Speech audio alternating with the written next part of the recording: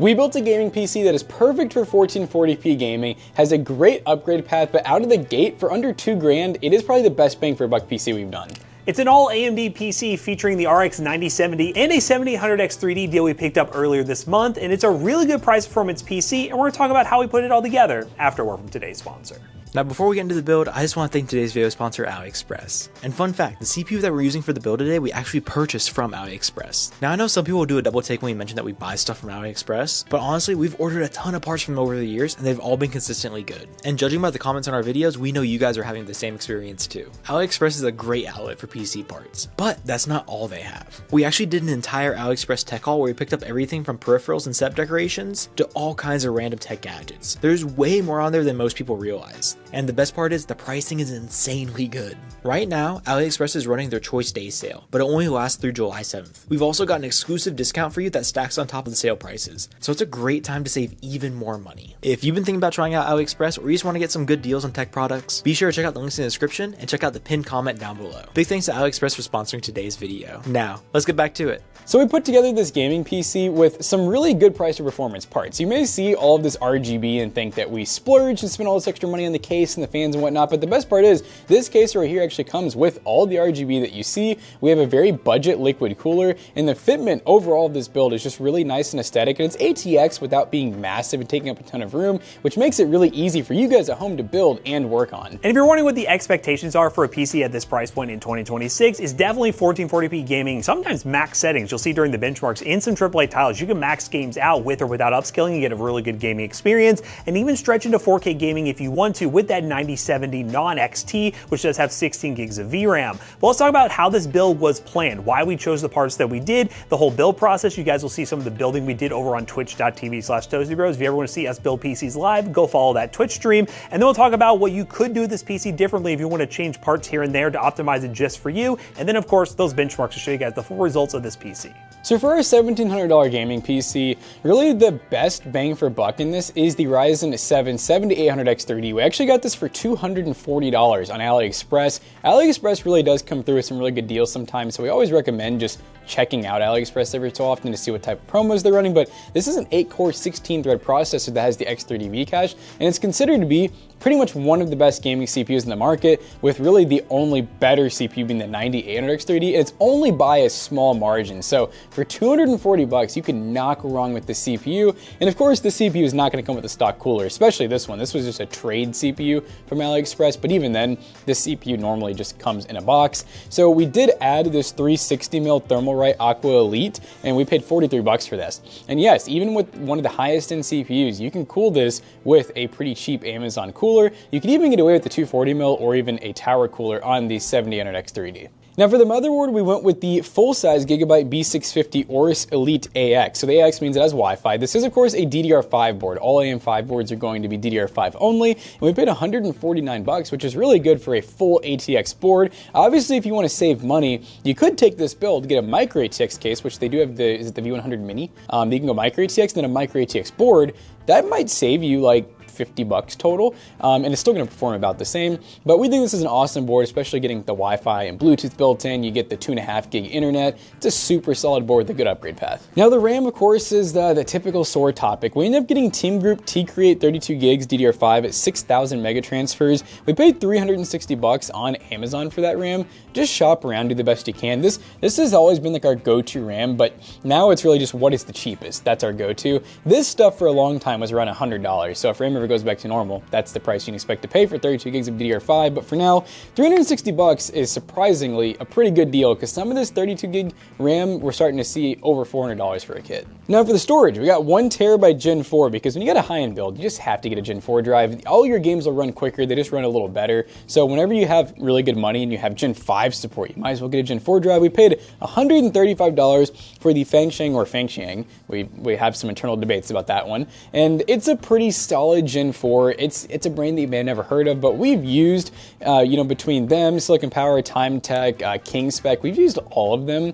We've really rarely ever had issues with drives. I will say these companies seem to have pretty good QC, so I really think as long as it has good reviews on Amazon or Newegg or eBay, maybe just go with that brand. Now for the graphics card, normally the star of a gaming PC build, we went with this PowerColor Reaper RX 9070, which actually, there's a video that is going live a little bit after this. We're going to compare that GPU versus the 9070 GRE in kind of a GPU battle, because at the time of recording this video, the price gap between those two GPUs is very small, so we always recommend going with the one with more VRAM and more performance, hence the 9070. But even recording this now, the price is starting to creep up a little bit. We paid $579 for ours, but you can get them now for a little over $600. Now I will say, follow our Discord server, discord.gg/ToastyBros, because we have a deals section where we post a lot of deals on graphics cards, PC parts, everything in general. And we actually posted a deal for a 9070 XT that was $550. It went really quickly, but there was that deal you could have cashed in on, and that would just be a slightly better version of this card that you could plop into the system. So be sure you're in our Discord server so you can get those deals ahead of time. Now for the power supply, I went with the Rosewill VMG 850 watt 80 plus gold power supply, which we paid $71 for.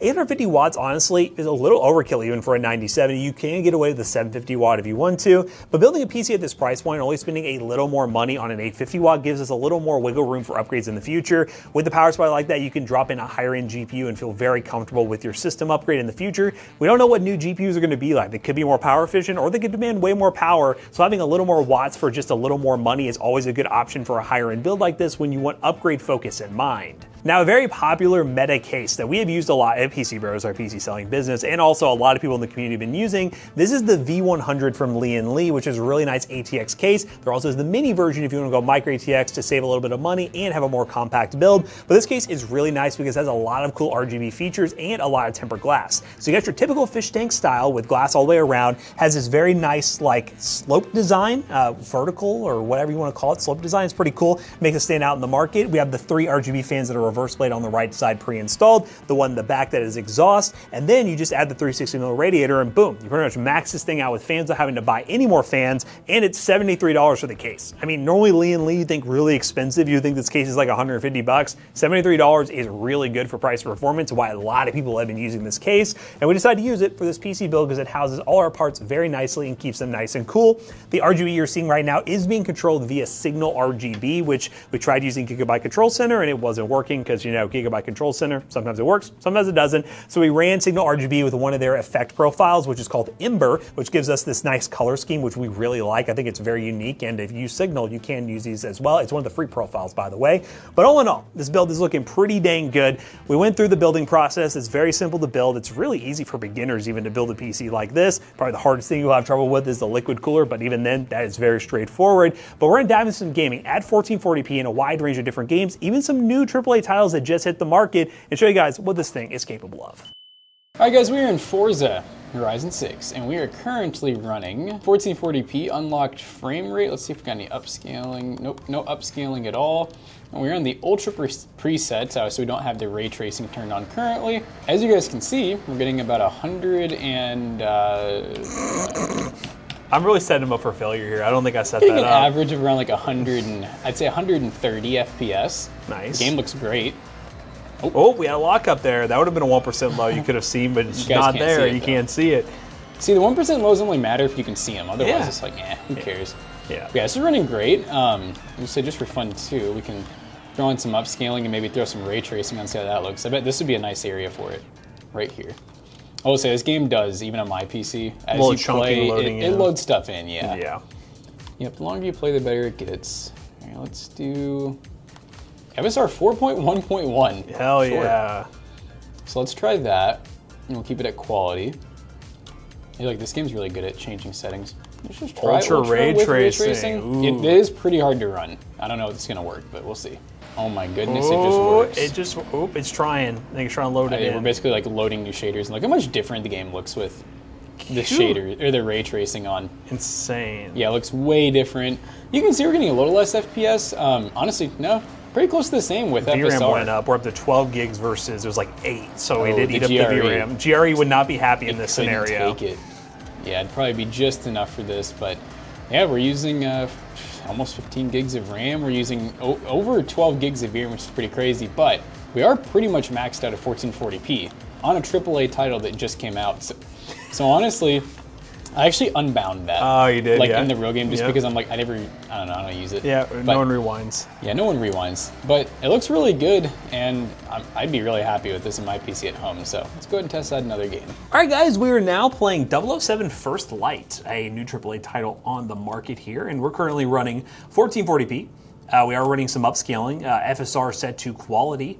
Resolution scaling is also on that FSR setting. And we're running high settings, not ultra, but high settings. We got shadow quality on high, global illumination on high.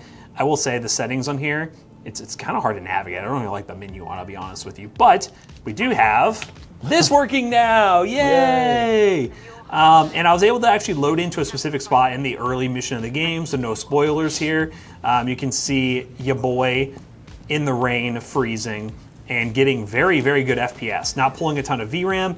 This game is definitely a classic Bond game where it's very stealthy focused.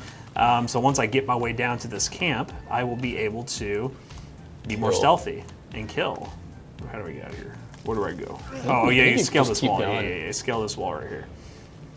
But VRAM usage, not bad. We are early in the game. There are some other spots as well that are probably more demanding, but details look pretty solid. And yeah, the PC specs on this thing, pretty good. I'm stuck in the rain. Why am I freezing? Okay, he fell. And apparently the story of this is James Bond in his military career before he's recruited into the spy world. So that's kind of the whole thing, is the First Light being the early part of James Bond's career. Okay. I think I'm supposed to go in that glowing window over there. Right, how do I do that? Oh! How do I stay down? There we go. My goodness. These people are oblivious. They are oblivious to everything. Yeah, let's climb on through here. That's fine. Yeah, no, FPS on this is looking pretty good.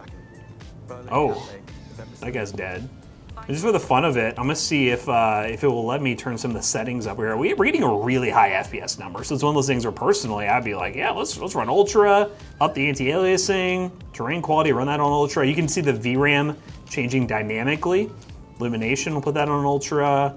It's basically max the game out for the most part. Pretty crazy how it can like change on the fly too, if it's actually changing. If it's actually changing on the fly, like these settings are just running really well. Like this game is running surprisingly well, at least in the early part of the game. Running the resolution scaling, I can turn this off and it'll have FSR on. So resolution scaling, FSR, and that's on quality. So I want this off. Okay, so there we go.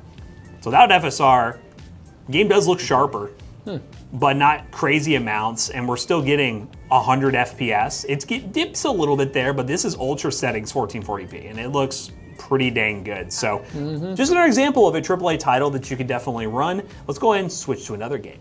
All right, ladies and gentlemen, we were testing out some Apex Legends. We figured this would be a fun one to throw 1440p with every single setting as high as it'll go. And we actually did allow the frame rate up to 300 FPS. So we turned off that cap. Yep. And as you guys can see, at times we're actually getting 300 FPS, which is pretty crazy, but our average just a tad bit below that. So yeah, this is a good example. We kind of did some AAA titles, the more demanding single player or online multiplayer games. And this would be your esports title that, again, is easier to run. You could run on anything and go low settings if you want to, but if you want to really max out your settings at 1440p or maybe even dabble with 4K, this is a game and the kind of performance you'll expect. I ain't scared. I'm scared. I'm scared now. I ain't scared, but I'm scared now. I ain't high, I'm just a little sleepy. Man, I'm about to light some of these suckers up. Light them up. Oh. Oh! No! I'm coming, teammates. Stay alive for me. Oh, wait, what? I thought he was dead. I thought he was too. Ooh. Oh. Ah. Oh. We need to dance on. Oh my god. Oh. Let's go. Oh, I keep trying to double jump thinking I'm Sparrow. That was crazy. Yeah, that was pretty good. So we got almost 300 FPS. Average was insane. Even our 1% low is over 200. That's at max settings 1440p Apex. Per usual, we'll run some other benchmarks. 3D Mark, we'll run a little CS, some other stuff. But price performance on this PC looking pretty good, especially if we can find a CPU deal like this.